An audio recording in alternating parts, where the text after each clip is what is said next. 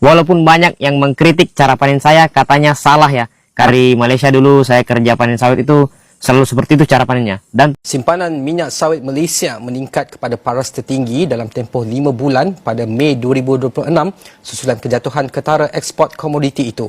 Pernah terfikir tak apa jadi kalau Malaysia tiba-tiba stop ekspor kelapa sawit? Negara gergasi dunia boleh merana dan kelaparan, bro. Melihat perkara yang berbeza. Mereka melihat teknologi, mereka melihat produktiviti, mereka melihat nilai yang dijana daripada setiap hektar tanah. Dan dalam aspek ini, Malaysia mempunyai kelebihan tersendiri. Malaysia antara negara... Kemarin media Singapura gaungkan sell Indonesia, tapi saat ini justru mereka yang gelisah. Sebabnya karena hal ini nih. Beberapa Sorry, it's DJ. Hai, welcome back to my YouTube channel with me, Sari Ting Ting. Hai semuanya, apa kabar kalian? Semoga dimanapun kalian berada, tetap diberikan kesehatan, ya, dipermudahkan juga segala urusannya ya. Di sini kita mau bicarakan pasal sawit ya.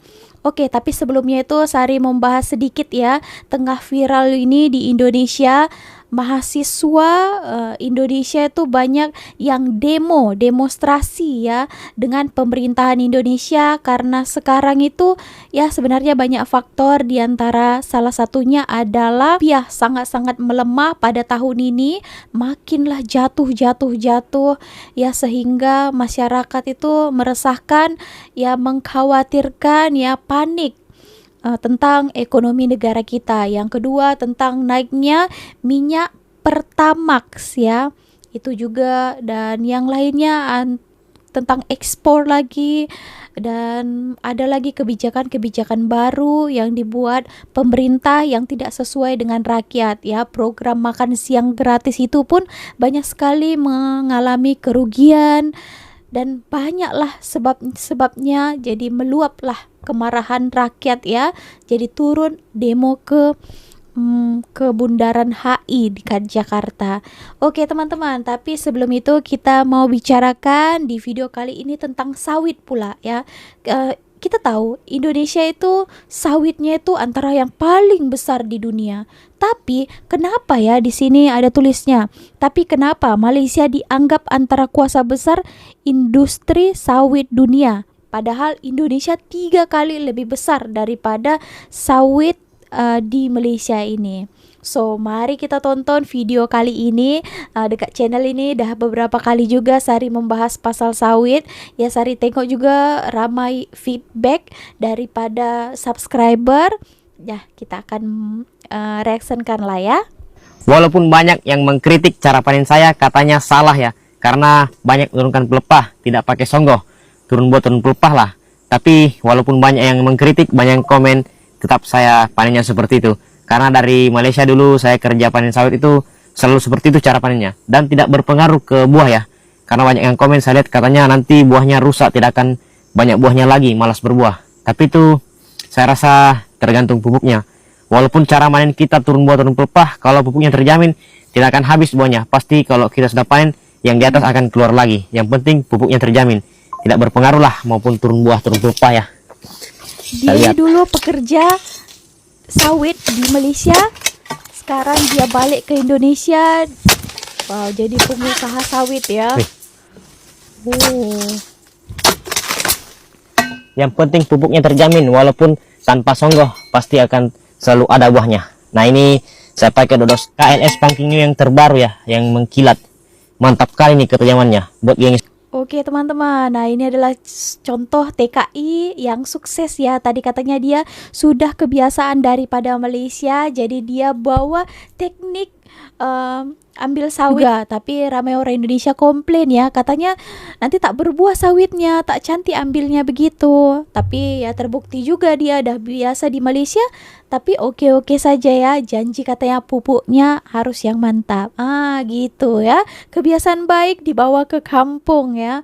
Oke, so kita lanjut lagi ya. Indonesia memang mantap. Indonesia memang menang bakmi jika dibandingkan dengan Malaysia. Malah, mereka bukan sekadar menang. Mereka membelasah Malaysia dalam industri sawit. Indonesia menghasilkan lebih 50 juta tan minyak sawit setahun. Malaysia pula sekitar 19 juta tan sahaja. Maksudnya Indonesia menghasilkan hampir 3 kali ganda lebih banyak daripada Malaysia. Kalau tengok keluasan ladang pula, jurangnya lebih besar. Indonesia mempunyai lebih 16 juta hektar ladang sawit. Malaysia hanya sekitar 5.6 juta hektar. Sebab itu ramai menganggap Indonesia ialah raja sawit dunia. Indonesia nah, ambil crown. Tetapi kalau Indonesia begitu hebat dalam sawit, kenapa Malaysia masih dianggap antara kuasa besar dalam industri ini? Di sinilah cerita menjadi menarik. Ramai orang melihat sawit sebagai siapa yang paling banyak tan dihasilkan. Tetapi pemain industri melihat perkara yang berbeza. Mereka melihat teknologi, mereka melihat produktiviti, mereka melihat nilai yang dijana daripada setiap hektar tanah. Dan dalam aspek ini, Malaysia mempunyai kelebihan tersendiri. Malaysia antara negara yang membantu membangunkan teknologi dan penyelidikan sawit moden. Malah banyak syarikat peladangan terbesar dunia juga berasal dari Malaysia. Sebab itu walaupun Malaysia menghasilkan jauh lebih sedikit berbanding Indonesia, pengaruh Malaysia dalam industri sawit global masih sangat besar. Tapi sekarang mari kita masuk kepada soalan yang paling penting. Siapa sebenarnya paling untung daripada sawit? Kalau kita bercakap tentang jumlah wang yang dijana secara keseluruhan, Indonesia memang menang. Tak ada perdebatan. Menang, ambil lah. Pengeluaran mereka jauh lebih besar, ekspor mereka jauh lebih tinggi. Tetapi kalau kita bercakap tentang kepentingan sawit kepada ekonomi negara, jawapannya mungkin mengejutkan. Malaysia sebenarnya lebih bergantung kepada industri sawit berbanding Indonesia. Kenapa? Kerana ekonomi Indonesia sangat besar dan pelbagai. Mereka ada nikel, mereka ada arang batu, mereka ada minyak dan gas. Mereka juga mempunyai lebih 280 juta penduduk. Sawit hanyalah salah satu enjin ekonomi mereka. Malaysia pula berbeza. Sawit merupakan antara komoditi ekspor paling penting negara. Ratusan ribu rakyat Malaysia bergantung secara langsung kepada industri ini. Sebab tu bila harga sawit naik, Malaysia tersenyum. Dan apabila harga sawit jatuh, Malaysia antara negara yang paling terasa kesannya. Jadi, siapa pemenangnya? Kalau berdasarkan jumlah pengeluaran, Indonesia memang menang. Yes, Indonesia menang. Kalau berdasarkan kepakaran, teknologi dan kecekapan, Malaysia ada hujah yang kukuh. Tetapi kalau sawit hilang esok, negara mana yang akan lebih panik? Mungkin jawapannya bukan Indonesia, mungkin Malaysia. Jadi sekarang saya nak tanya anda, siapa sebenarnya raja sawit Asia Tenggara? Indonesia atau Malaysia? Follow Intraday.my untuk lebih banyak fakta ekonomi yang ramai tak pernah cerita. Kita jumpa di next video. Simpanan minyak sawit Malaysia meningkat kepada paras tertinggi dalam tempoh 5 bulan pada Mei 2026 susulan kejatuhan ketara ekspor komoditi itu. Bagaimanapun, firma penyelidikan Phillip Capital berpandangan prospek harga minyak sawit mentah kekal positif dalam jangka sederhana. Firma itu melaporkan inventori minyak sawit Malaysia meningkat 5.1% bulan ke bulan kepada 2.43 juta tan metrik pada Mei 2026. Peningkatan itu berlaku apabila ekspor minyak sawit menyusut kira-kira 14.5% kepada 1.11 juta tan metrik, iaitu paras terendah dalam tempoh setahun. Menurut firma penyelidikan itu, inventori yang tinggi tidak menjejaskan prospek positif harga minyak sawit mentah kerana Indonesia terus memberi tumpuan kepada dasar penggunaan biodiesel domestik. Perbincangan berhubung mekanisme pemusatan ekspor di negara jiran itu turut menambah ketidaktentuan dalam aliran perdagangan minyak sawit serantau. Sehubungan itu, Phillip Capital menaikkan unjuran purata harga minyak sawit mentah kepada RM4,350 satu tan bagi 2026 dan RM4,400 satu tan bagi 2027. Harga komoditi itu dijangka terus disokong oleh permintaan global terhadap minyak boleh dimakan, peningkatan penggunaan biodiesel serta gangguan bekalan akibat faktor cuaca dan ketegangan geopolitik. Pada Mei lalu, harga purata minyak sawit mentah tempatan susut 1.5% kepada RM4,498.50 satu tan, namun masih 15.9% lebih tinggi berbanding tempoh sama tahun. Pernah terfikir tak apa jadi kalau Malaysia tiba-tiba stop ekspor kelapa sawit? Negara gergasi dunia boleh merana dan kelaparan, bro. Paling teruk terjejas confirm India. Dorang import sampai 3 juta tan setahun. Kalau kita stop, minyak masak dorang boleh putus bekalan terus. China pun sama tercekik. Dorang sangat perlukan sawit kita untuk kilang industri, makanan bungkusan, sampaikan pengeluaran biodiesel pun boleh lumpuh. Pakistan dengan negara Asia Tengah lagilah kesian. Ratusan ribu tan dorang borong dari kita semata-mata untuk kelangsungan minyak masak harian rakyat dorang. Kenapa dorang gelabah? Sebab sawit kita jauh lebih murah dan stabil. Dorang pula tak ada tanah luas nak buat ladang gergasi macam kita. Tanpa sawit Malaysia, kos pengeluaran naik. Harga roti, kuih dan makanan segera dorang akan meroket. Akhirnya marhain kat sana yang akan derita. Kecil-kecil cili padi bro, sawit Malaysia rupanya urat nadi perut dunia. Hebat kan negara kita? Komen sawit power dan share video ni. Ini dia 5 negara penghasil sawit terbesar di dunia. Indonesia nomor berapa ya? Nomor 5, Nigeria. Menariknya, tanaman sawit sebenarnya berasal dari Afrika. Tapi sekarang Nigeria hanya menghasilkan sekitar 1,5 juta ton per tahun. Nomor 4, Kolombia. Negara asal Amerika Selatan ini menghasilkan sekitar 1,9 juta ton sawit per tahun dan menjadi yang terbesar di wilayah Amerika Latin. Nomor 3, Thailand. Thailand tetap menghasilkan lebih dari 3 juta ton minyak sawit setiap tahun. Nomor 2, Malaysia. Negara tetangga Indonesia ini menghasilkan sekitar 19 juta ton sawit per tahun. Sawit bahkan jadi salah satu sumber ekonomi terbesar Malaysia. Dan nomor 1, Indonesia. Indonesia jadi raja sawit dunia dengan produksi sekitar 46 juta ton per tahun. Jumlah itu bahkan menyumbang lebih dari setengah produksi sawit dunia. Oke teman-teman, nah itulah bedanya ya. Bedanya Malaysia ini bermain pintar. Mereka gunakan teknologi untuk menghasilkan sawit-sawit yang berkualiti ya. Oke, terbaik. Dan teman-teman, di sini ada lagi video ya tentang sel Indonesia. Tapi Indonesia pula buat juga tagar sel Singapura. Nah, sekarang udah bergaduh pula ya dengan Singapura. Indonesia versus Singapura ya. Dulunya Indonesia versus Malaysia. Nah, sekarang udah tukar ya. Karena kebijakan juga disebabkan ekspor satu pintu daripada kebijakan yang dibuat oleh Presiden Indonesia ya. Nah, katanya Singapura panik, jadi mereka buat berita viral gini. Oke teman-teman, so kita dengar dulu ya macam mana beritanya. Kemarin media Singapura gaungkan sel Indonesia, tapi saat ini justru mereka yang gelisah. Sebabnya karena hal ini nih. Beberapa waktu lalu, media Singapura menggaungkan narasi sel Indonesia. Seolah-olah Indonesia sedang rapuh, rupiah tak punya masa depan, dan pasar kita layak ditinggalkan. Tapi saat ini situasinya mulai berbalik. Ketika rupiah dan IHSG mulai pulih, justru muncul kabar aset-aset premium di Singapura dilepas oleh konglomerat Indonesia. Salah satunya One Raffles Place, gedung ikonik di jantung bisnis Singapura, disebut masuk pasar dengan valuasi fantastis. Selain itu, aset komersial lain di Bukit Timah juga ikut ditawarkan. Maka wajar jika publik bertanya, siapa sebenarnya yang sedang ketar-ketir? Kebijakan ekspor satu pintu dan pengetatan devisa hasil ekspor Indonesia jelas mengubah permainan. Di mana uang hasil sumber daya alam yang selama ini mudah berputar di luar negeri, kini dipaksa tinggal lebih lama di rumah sendiri. Inilah yang membuat sebagian pihak, termasuk Singapura, gelisah. Karena Indonesia tidak lagi mau cuma jadi lumbung bahan mentah, sementara nilai tambah dan cuan besarnya dinikmati pusat dagang luar negeri. Makanya jika kemarin mereka berteriak sel Indonesia, hari ini netizen menjawab, mungkin saatnya membaca ulang siapa yang sebenarnya mulai kehilangan pijakan. Kalau tanggapan kalian gimana nih? Untuk pertama kalinya ada berita Tangga Indonesia yang termasuk negara kaya di dunia. Bukan karena sumber daya alamnya yang melimpah atau sumber daya manusianya yang super, tapi lebih kepada siasat atau trik dagang yang agak tricky. Penuh kecurangan yang mereka bangun di antara jepitan dua negara besar tetapnya, Malaysia dan Indonesia. Siasat yang mereka bangun pertama dengan cara mengelabui Malaysia untuk berdiri sebagai negara sendiri. Setelah berdiri sendiri lepas dari Malaysia, yang pada akhirnya berdampak tidak harmonis hubungan dengan negara asal, maka Singapura mulai melirik dan merayu Indonesia untuk membantu mereka.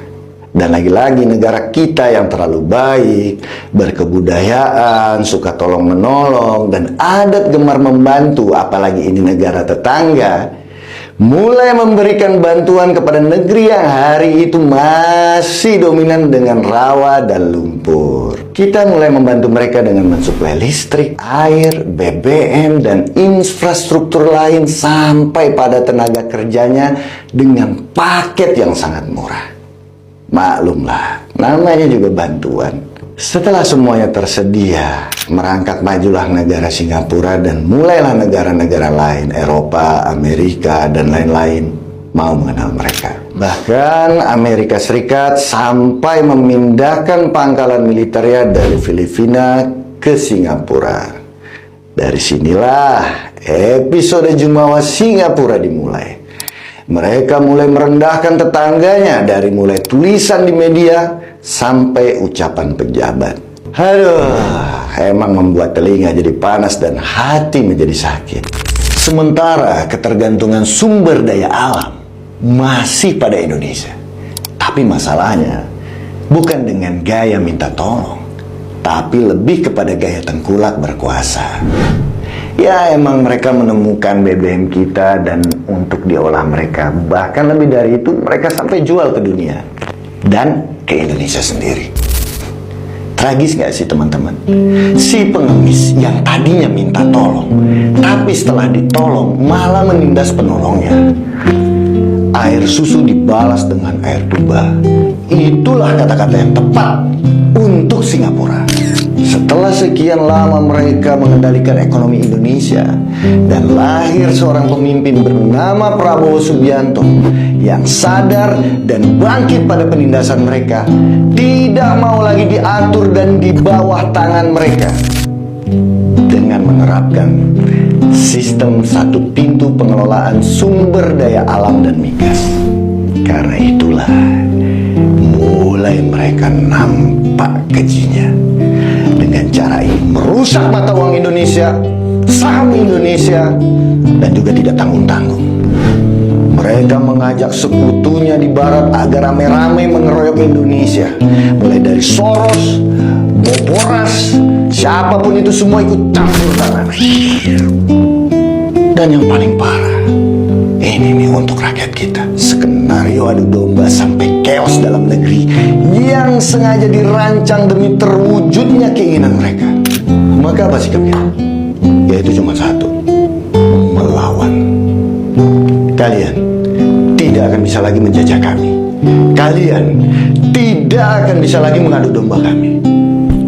Kami rakyat akan bersatu bersama pemerintah kami untuk melawan kalian. Dan kami akan pertaruhkan segalanya demi kedaulatan negeri ini. NKRI harga mati. Media ekonomi raksasa dunia sekelas Bloomberg baru aja ngeluarin laporan yang judulnya bikin merinding. Sell Indonesia alias jual Indonesia. Emang ada apa sih sama negara kita? Jadi gini, investor-investor asing di luar sana tuh lagi pada panik dan mutusin buat ramai-ramai narik modal mereka dari Indonesia. Efeknya, rupiah kita makin babak belur. Bahkan sempat nyaris nembus angka Rp18.000 per dolar AS. Ini predikat mata uang terburuk di Asia loh. Alasannya simple tapi ngeri-ngeri sedap. Asing lagi trust isu sama arah kebijakan ekonomi kita ke depan. Mereka takut anggaran negara bakal jebol gara-gara program-program populis yang butuh dana raksasa. Plus mundurnya Sri Mulyani yang selama ini dianggap sebagai penjaga gawang keuangan Indonesia bikin investor asing ngerasa kehilangan jaminan kalau uang negara bakal dikelola dengan aman. Kalau investor asing kabur dan rupiah melemah, dampaknya langsung berasa ke kita. Harga barang-barang impor, biaya logistik, sampai harga pangan di pasar pelan-pelan bakal ikutan naik. Menurut kalian, ekonomi kita bakal kuat bertahan gak nih? Coba tulis pendapat kalian di kolom komentar. Oke teman-teman, ya itulah tadi ya, banyak investor yang lari daripada Indonesia karena kebijakan Indonesia itu macam tak stabil, kadang ini, kadang itu, kadang begini ya. Dan sementara itu Bapak Presiden pun tukar-tukar kebijakan, ada pidato baru, kebijakan baru, ada yang pidato lagi ke sana, kebijakan baru lagi ya. Jadi investor ini betul ke tak ini negara ini ya. Jadi ramai-ramai lah tarik diri ke luar negara lainnya ya, dan itu juga yang diakibatkan melemahnya mata uang rupiah ini. Oke teman-teman, nah sekarang ini pun tengah berlangsungnya demo besar-besaran, tapi ya media saya lihat tak begitu mewar-warkan sekali tentang demo ini. Tapi saya tengok juga rakyat Indonesia senang ya karena diliput oleh TV Indonesia, TV Malaysia ya. Dah masuk dah beritanya ke TV3, Astro Awani juga, dan rakyat Malaysia rasa bersyukur juga supaya ter-up lagi berita ini, supaya pemerintah buka mata ya, tengok nasib rakyatnya. Nah begitu. Oke teman-teman, so ya itu tadi videonya. Kita doakan yang terbaik untuk kedua negara ini. Apa-apapun kalian boleh berikan pendapat, pandangan Anda di ruang komen di bawah. So kurang lebihnya Sari minta maaf, kalau ada kurangnya kalian boleh perbetulkan di ruang komen di bawah. See you on my next video. Bye.